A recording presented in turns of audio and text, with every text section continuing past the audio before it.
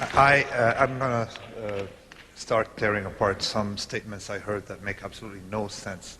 The problem with science is that you go to school and they tell you what has worked. We don't have the real history of science. Let me give you the history of science, and let's talk about what they call, scientists are good at dealing with evidence. Up until very recently, about 70 years ago probably, anything that took you away from the doctor extended your life. Religion helped us satisfy the illusion of control just because the doctor, visiting a doctor in France in the late 19th century multiplied your chance of death by 8.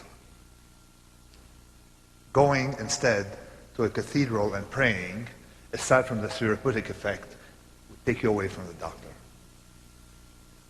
Science has not been very good at saving lives, I'm sorry. Has not been very good at dealing with evidence. We know that from history of medicine.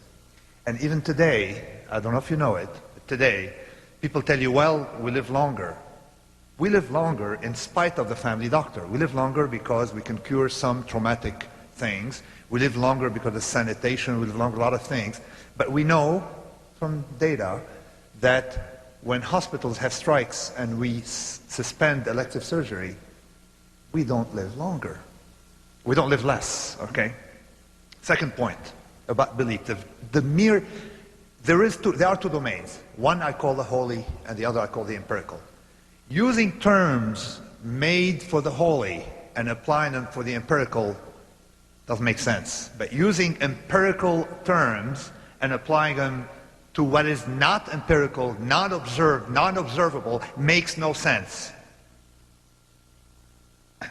To give you an idea why you don't ask for evidence when religion is there to guide a behavior in some ways.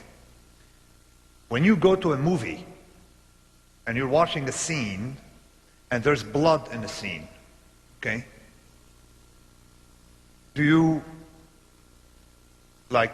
suspend your belief for a minute and say, this is not tomato juice? You don't make that effort. You just go for the ride.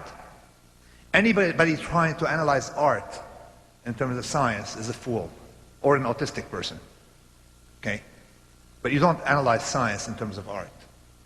There are effectively two domains of behavior. The problem that we have today is that the domain managed by science is vastly smaller. I'm a statistician, so look at numbers.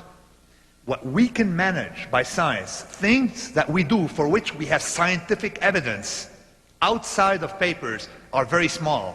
And when I talk about science, I don't talk about Einstein relativity, because that's what gets the press.